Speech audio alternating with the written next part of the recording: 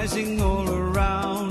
Young Katyusha went strolling by the hour on the steep banks o'er the rocky ground. Young Katyusha went strolling by the hour on the steep banks o'er the rocky ground. By the riverbank she sang a love song of her hero in distant land, of the one she dearly loved for so long, holding tight his letters in her hand. Of the one she dearly loved for so long, holding tight his letters in her hand. Evenings, freedoms, hardened veterans. I know that tonight's intro was just a little bit unusual, but so many comparisons have been made of Eagleopolis to Stalingrad that I was reminded of a song that I heard from the simply excellent Girls in Panzer anime. Don't judge me. It combined two of my favorite things: proper gender euphoria and war. What, do you think I joined up with SEAF because I like the smell of gun oil? I like killing aliens. And super have paced my HRT. Anyway, that was Katyusha, sung by the Derp Bros. I think. It's kind of hard to get that properly credited, you know, Cold War, old music, that sort of thing. Yes, I am in a bit of a more carefree mood today, mostly because we are seeing green numbers against the Great Host for the first time since they came out of the dark, screaming at us in a very rude way. It might be because of the way they split their forces, but right now, Eagleopolis is reporting some solid gains against our extra-tyrannical foe. The going is slow but steady, fighting voteless and Illuminate room to room, street to street, and block to block. A number of Helldivers have learned to either reliably kill the Leviathans or dodge and avoid them.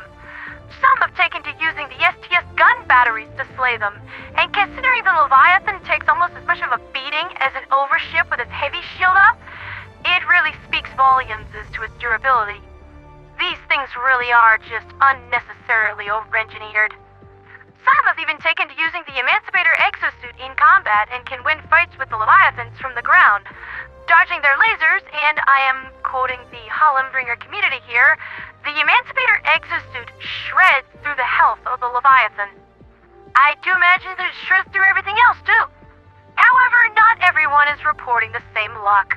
I have a comment here from the SES Colossus of the Constitution. Nice name. Leviathans are really giving them a tough time, and their commanding officer hasn't seen this much heroic sacrifice since the bad old days of Malevolon Creek.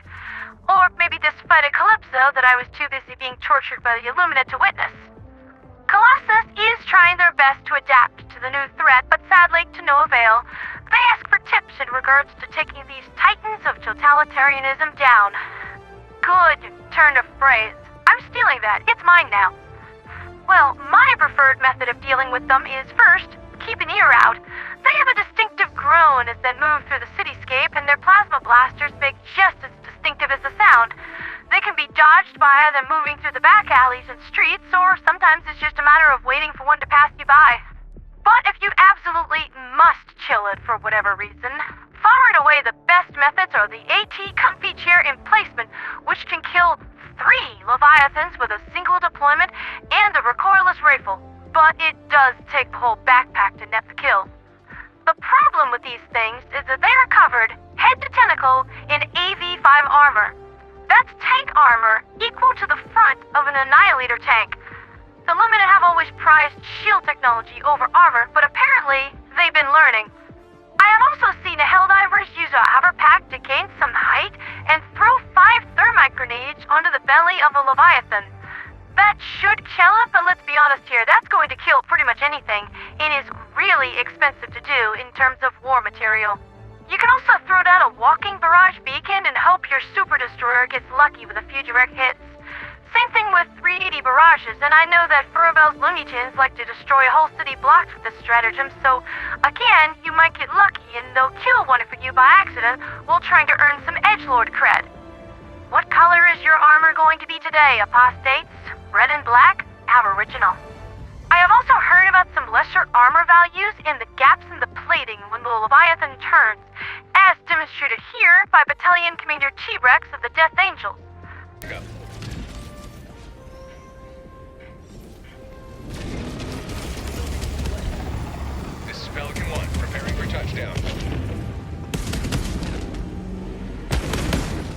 Illuminate, west.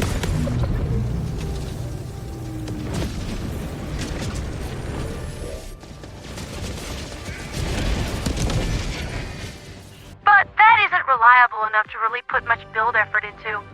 Also, these things have like 15,000 hit points, according to my buddy Roy, so it is a rough day at the office trying to wrangle one of these mucky fluffers into a coffin. I'm gonna keep on practicing avoidance through serpentine movements and staying out of wide open areas personally. But let's jump back to the other megacities for a moment. Remembrance also has some good news to report in that the Illuminate have been slowed to a crawl, and it looks likely that the 95th station there is going to start pushing the squids back out of the city starting tomorrow morning. Equality on Sea doesn't have any green numbers to report, and they are just getting utterly trashed out there. I think we found where the Illuminate are focusing their efforts. I wish I had some better news to report there. Now, some hopeful optimistics among the Liberation Fleet have theorized that maybe we have finally forced the Illuminate to deploy to so many different areas that their tentacles are stretched thin, and we can begin work on getting them off our lawns. Sadly, that is not the case. According to my handy-dandy Dune tracker, the Great Host Fleet is still 67% intact, so everything that we've done, from Widow's Harbor on, we're not even halfway to the end. Sorry, Helldivers, I know that's a little disheartening, but much like Sisyphus with his boulder, or perhaps that well-endowed schoolgirl from those naughty videos that I know you all like to frequent, we just need to keep grinding. That's been Liberty's Latest with me, Pondera the Radio Angel. Tomorrow we'll bring new horrors, new heroes, and new battles in which both may clash for the heart-scanned future of Super Earth. And you know that I'll be there to report on all of it right there in the trenches next to you, because our souls burn with the unquenchable fire of the human spirit, and we're not going fluffing anywhere. For liberty, for freedom, for democracy, and for Super Earth.